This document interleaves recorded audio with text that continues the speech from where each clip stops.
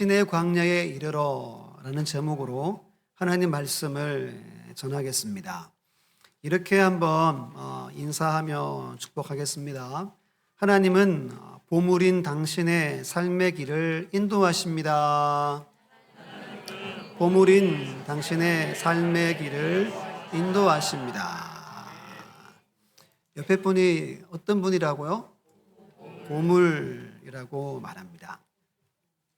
보물 같습니까? 네. 할렐루야. 네. 한 청년이 현자를 찾아가서 이렇게 질문합니다. 사람의 가치는 과연 얼마나 되는지요? 라고 물었어요. 뭘 물었어요? 사람의 가치가 얼만큼 됩니까? 이분이 서랍에서 아주 귀해 보이는 보석 하나를 주면서 시장에 가서 값을 물어보라는 거예요. 단 팔지는 마라. 내 거니까. 이걸 물어봐라. 해서 처음에 과일 가게를 갔더니 주인이 5,000원을 주겠대요. 그리고 옆에 있는 채소 가게를 갔더니 10,000원을 불러요. 철물점 갔더니 이분이 이거 가짜인데 그러고 30,000원을 주겠대요. 막 돌아다니니까 가는 데마다 가격이 다 다른 거예요. 마지막으로 어디를 갔을까요? 금은방을 찾아갔습니다. 갔더니 이분이 놀래면서 이거를 자기한테 팔라고. 당신이 원하는 만큼 돈을 줄 테니 이거 내게 팔라고 그러더래요. 그래서 시장이 다 둘러보고 이제 그 지혜로운 분에게 찾아와서 자기가 들었던 이야기를 쭉 다 해줍니다. 그리고 듣더니 이 현자가 이렇게 말합니다.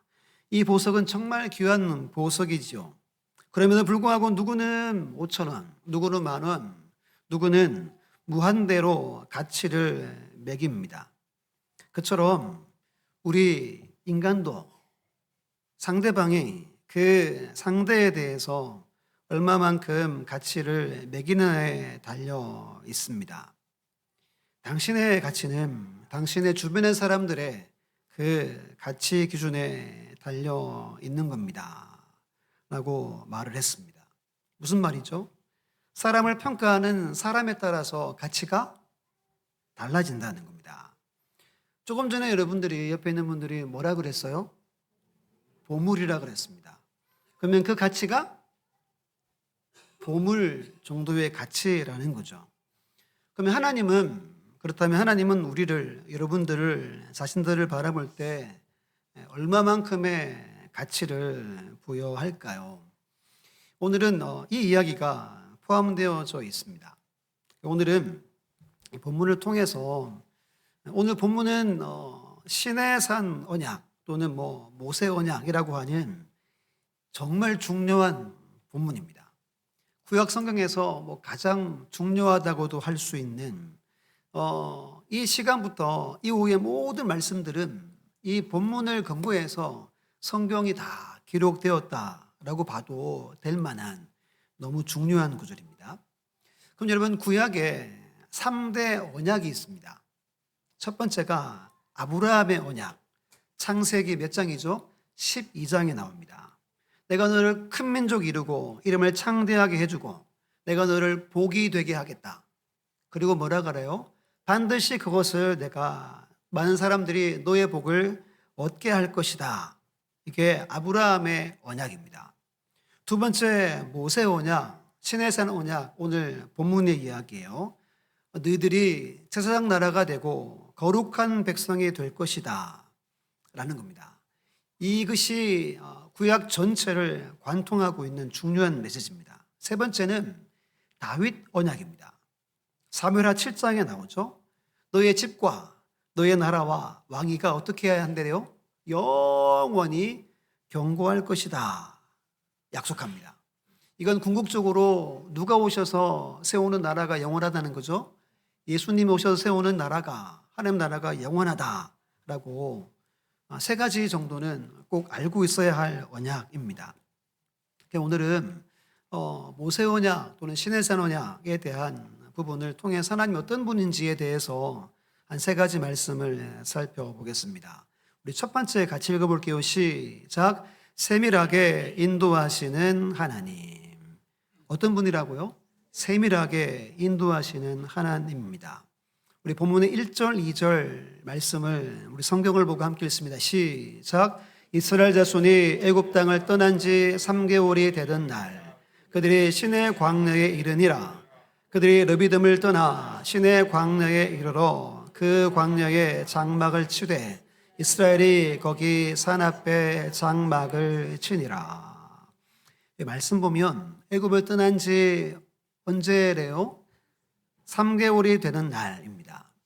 근데 세번역 보면 셋째 달 초하루라고 돼 있어요. 출애굽이 1월 15일에 출발했습니다. 그럼 2월 15일 그리고 셋째 달 초하루면 세 달이 되지 않은 거예요. 앞뒤로 계산하면 정확하게 50일이 됩니다. 그럼 여러분 성경에서 50이라는 숫자는 상당히 중요한 숫자죠. 오순절과 관련되는 숫자입니다. 구약에도 오순절을 지켰지만 신약의 오순절날 하나님이 뭘 내려주시죠? 성령님을 이 땅에 내려주시는 날이 오순절입니다. 원래 4절에 보시면 독수리 날개라는 표현이 나옵니다. 신명기 32장과 창세기 1장 2절에 보면 먼저 32장 11절 보면 마치 독수리가 자기의 보금자리를 어지럽게 하며 자기의 새끼 위에 너풀 그리며 그의 날개를 펴서 새끼를 받으며 그의 날개 위에 그것을 엎는 것 같이 말합니다. 여기서 너풀 그리며를 기억하시고 창세기 1장 2절 말씀 같이 읽어볼게요. 시작. 땅이 혼돈하고 공허하며 흑암이 깊음 위에 있고 하나님의 영은 수면 위에 운행하시니라. 운행하시니라 라는 단어는 성령님이 운행한다는 거잖아요. 근데 신명기 32장에 나오는 너풀 그리며 라는 단어와 같은 단어를 씁니다. 성령님이 운행하는 것과 독수리 날개와 연결한다는 겁니다. 1500년이 지나서 예수님이 세례를 받죠. 하늘에서 성령이 뭐같이?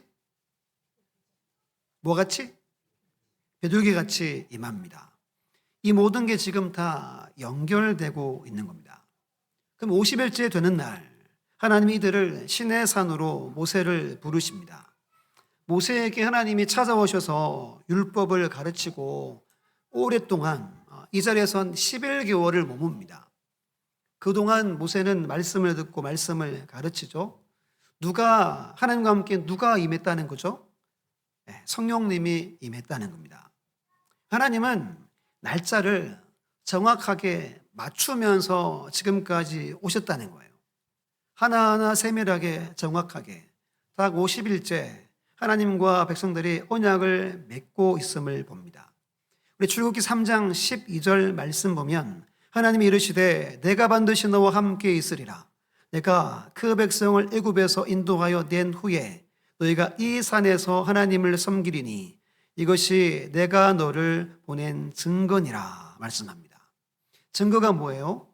이 산, 시내 산에 도착하는 게 하나님이 이들을 애굽에서 건져내고 함께한 증거라고 분명히 말씀하고 계신 겁니다. 산에 도착한 게 증거라는 겁니다. 모세의 1차 목표는 여기까지였어요. 시내산, 광야, 하나님이 오라고 했던 시내산에 도착하는 것이 1차 목표였습니다. 그리고 2절 보면 장막을 칩니다. 장막을 다 쳤겠죠. 잘 보세요. 여러분 지금 모세는 장막을 치면서 어떤 기분이었겠어요? 하나님이 시내산 떨기나무 잎에 나무에서 만나주시고 3장 12절 약속했어요. 이들이 반드시 이 산에서 나를 섬기게 될 거다. 그날이 지금인 거예요. 여러분들이 모세는 어떻겠어요? 놀랍고 감격하겠죠. 하나님 말씀하신 대로 된 거예요. 와, 정말 됐네? 내가 할 때 이게 될지 안 될지 모세가 의심 많이 했잖아요. 근데 이것이 그대로 이루어진 날이 오늘입니다. 그렇다면 백성들은 장막을 쳤겠죠. 출애굽해서 지금까지 여러분 대충 알잖아요. 어떻게 살았는지. 가는 곳마다 뭐 했어요? 불평, 원망, 하나님을 대적했습니다. 그리고 지금 또 텐트를 옮겨서 텐트를 쳐야 됩니다. 이게 군대에 가서 훈련하면 텐트를 쳤다가 접었다가 쳤다가 접었다가 쳤다가 접었다가 해요. 이게 진짜 아무튼 별로입니다. 좋게 말해서 별로예요. 지금 이들이 이거 한 거예요. 모세는 지금 감격해요. 하나님의 약속대로 여기에 도착했어요. 백성들은 어떤 기분이죠? 아무 기분 없어요. 여기서 또 안 좋은 일이 생겨가지고 어떻게 될지 알 수 없는 마음으로 여기서 장막을 치고 있는 겁니다. 여러분, 하나님은 아주 세밀하게 인도하시고 모든 계획하신 바대로 모든 것을 한치 오차 없이 인도하시는 분이라고 말씀하고 있는 겁니다. 그런데 여러분, 이렇게 50일 동안의 요정만 인도하지 않습니다. 출애굽은 창세기 15장에 약속해 놓으셨죠. 400년 동안 내 자손을 괴롭힐 것이다.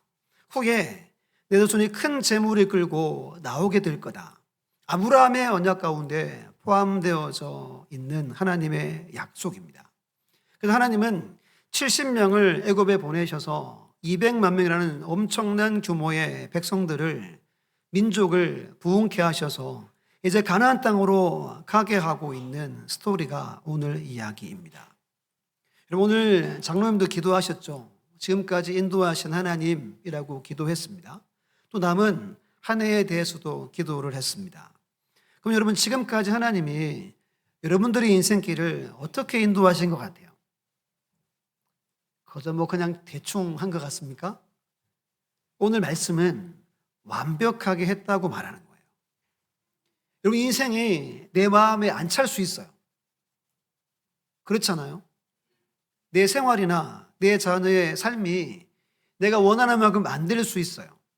그런데 하나님은 완벽하게 아주 세밀하게 정확하게 인도해 오셨다라고 말씀하고 있는 겁니다.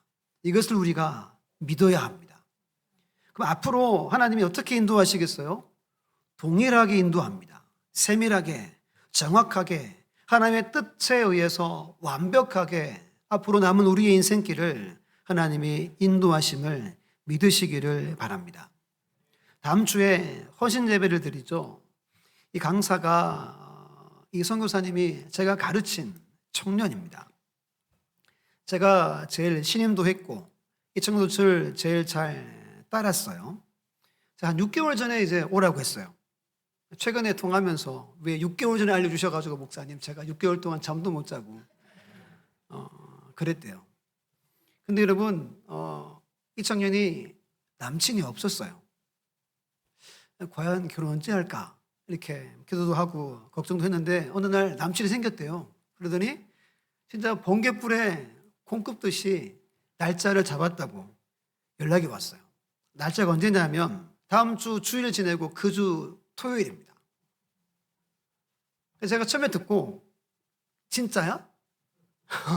네. 안 믿겨져가지고 물어봤더니 진짜래요. 그래서 제가 이제 듣고 한참 지나면서 이런 생각이 든 거예요. 청년들 결혼할 때 거의 잘 안 가거든요. 못 가거든요. 근데 이런 생각이 드는 거예요.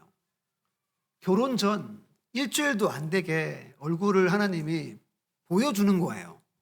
제 입장에서는. 다른 애들은 제가 못 가서 미안하지만 그래도 얘만큼 하나님이 결혼 전에 보게 하시는구나 라는 생각이 들었어요. 이 청년은 어떤 생각인지 모르겠지만 저는 이것도 하나님의 정확한 계산하에 있는 겁니다. 이게 여러분 하나님의 인도하심이라는 거예요. 오늘 독수리를 잠깐 말씀드렸죠. 독수리를 날개에 업는다는 말은 독수리가 저 높은 둥지에서 새끼를 떨어뜨립니다.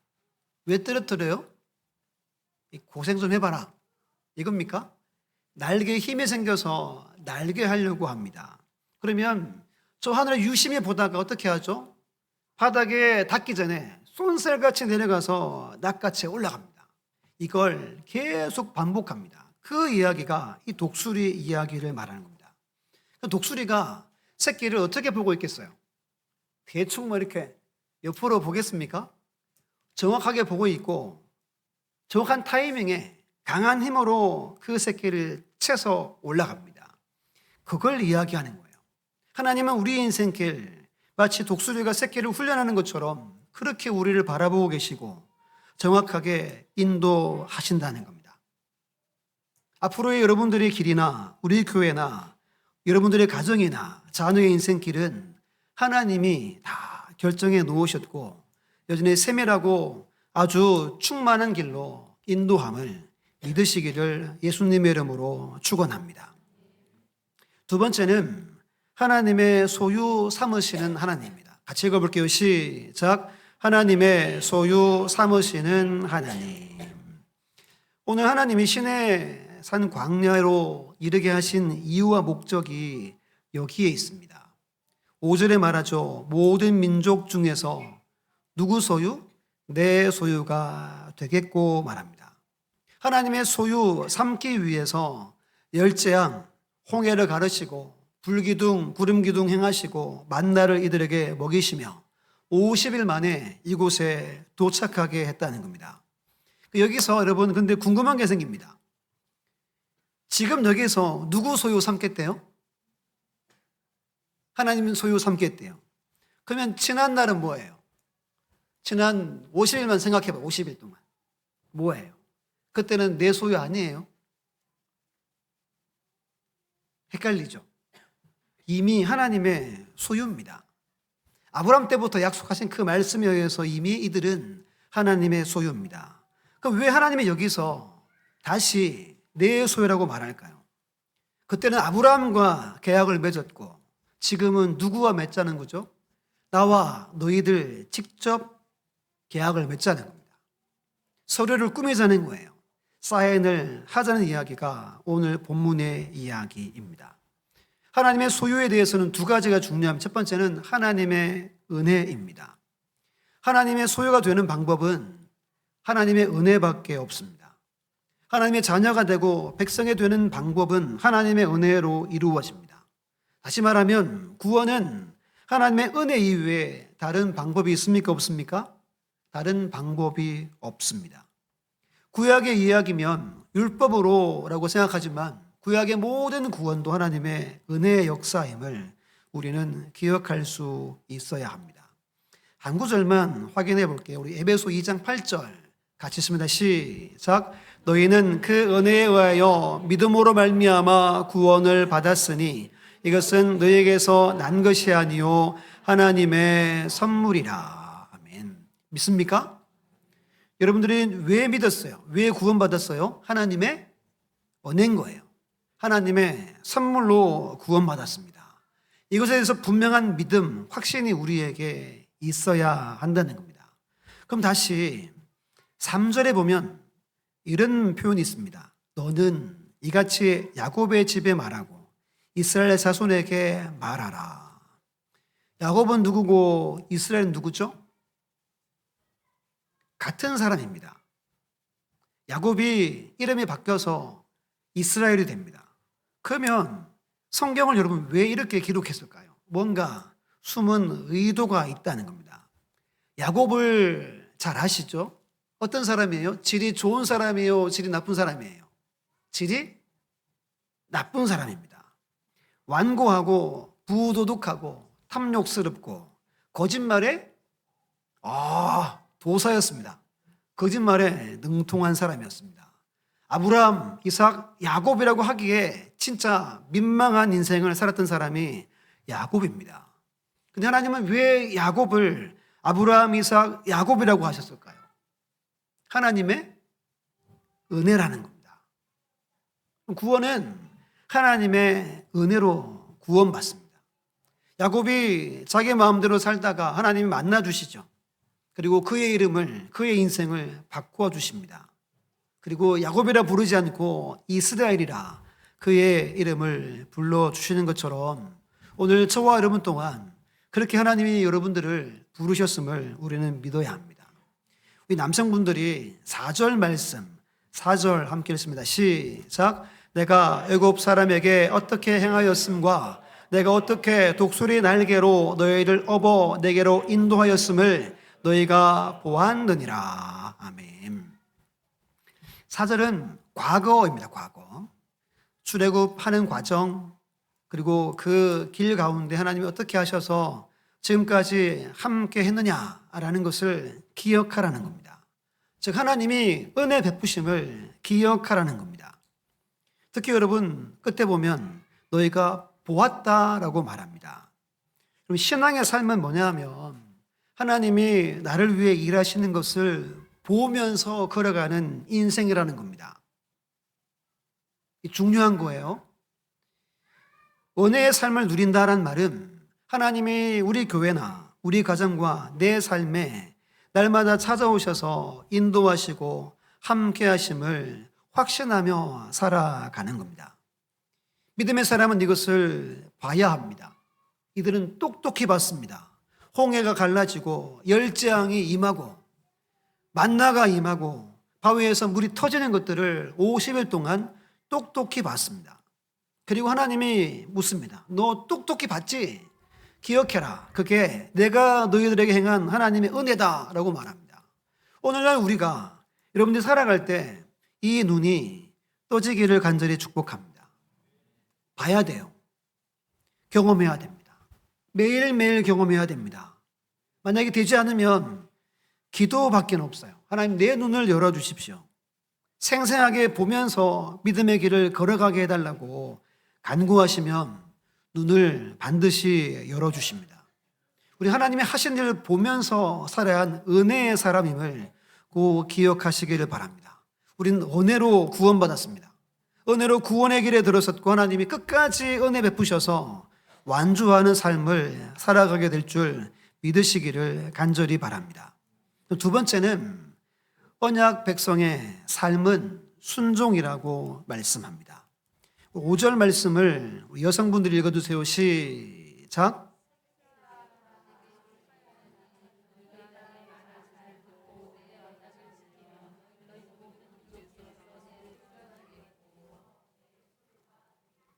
네. 두 분 들으라고 하시는 거죠. 하나님의 소유에 대해서 말합니다. 그 사람의 소유란 말은 히브리 말로 세귤라입니다. 보물이라는 뜻이에요. 보물. 보화란 뜻입니다. 왕이 가장 아끼는 보석이란 말입니다. 만왕의 왕인 하나님이 모든 것의 주인이십니다. 그런데 그 중에 가장 아끼는 보석이 누구라고요? 지금 이스라엘 백성. 오늘 누구? 나. 우리 교회라는 겁니다. 그럼 여러분, 이 말씀이 어떤 말씀이죠? 내 말을 잘 듣고 내 언약을 지키면 어떻게 된대요? 모든 민족 중에 내 소유가 되겠고라고 말합니다. 미래형입니다. 지금이 아니라 앞으로 될 것이다 라고 말합니다. 근데 이것은 그 의미가 아닙니다. 만약 여러분 조건적으로 여러분이 행한 대로 된다면 누가 되겠어요? 그렇죠? 이 말씀은 이미 우리가 되었습니다. 이미 우리가 하나님의 소유, 보배, 보물이 되었으니 순종하는 삶은 어떻다는 거죠? 당연한 삶이라는 의미입니다. 순종에 살아갈 때 하나님이 안전케 해주시고 하나님이 행복 주시고 하나님이 복 주시며 인도하시는 길을 걸어가게 될 것을 말씀해 주고 있는 겁니다. 언약을 맺은 백성의 삶은 순종이어야 합니다.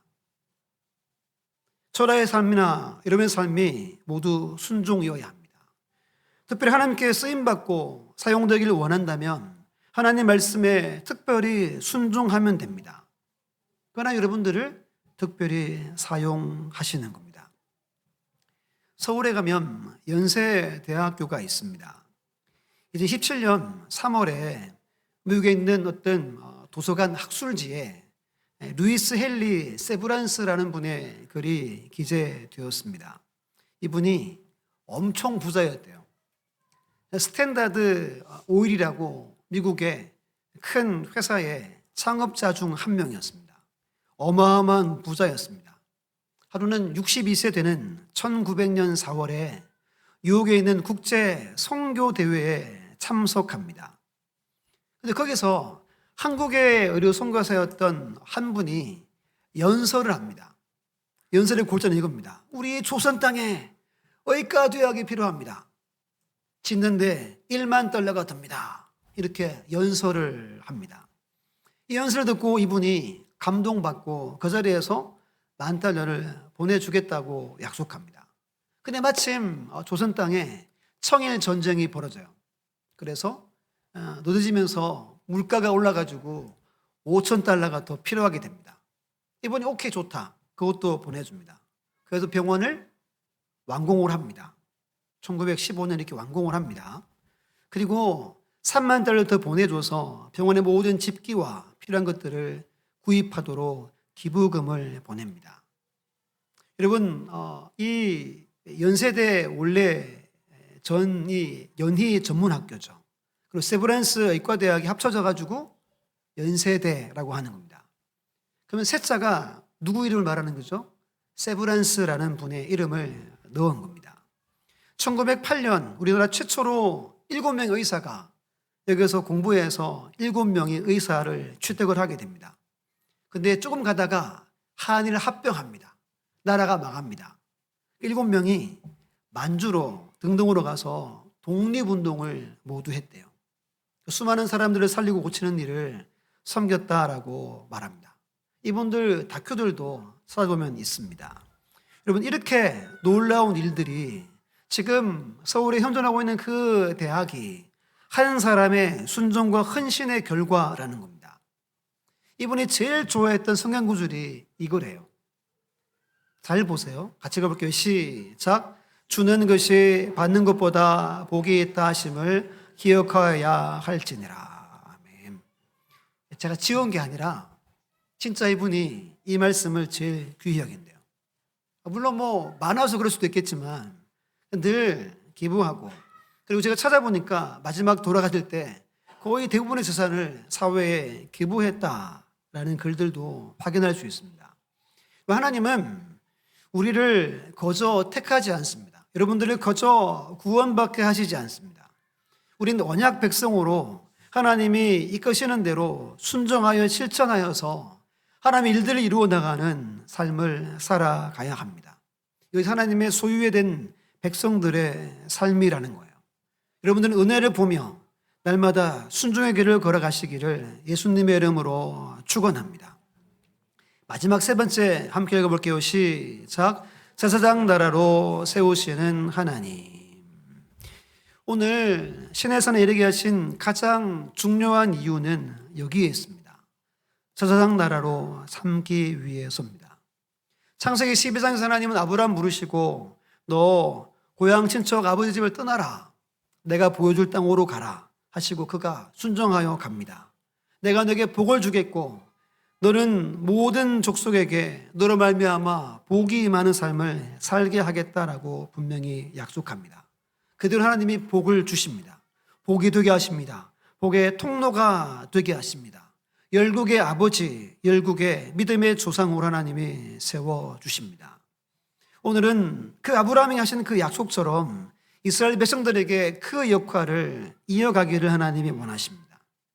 제사장이 되기를 하나님이 원하십니다. 제사장의 역할이 뭐죠? 하나님 앞에 나가서 제사 드리고 백성들의 기도 제목을 중보하는 역할을 합니다. 반대로 백성들에게 나가서는 율법을 가르치고 하나님의 뜻을 선포하는 역할을 감당합니다. 그러니까 제사장이 없으면 제사도 못 드려요. 기도도 못 올립니다. 말씀도 못 받는 거예요.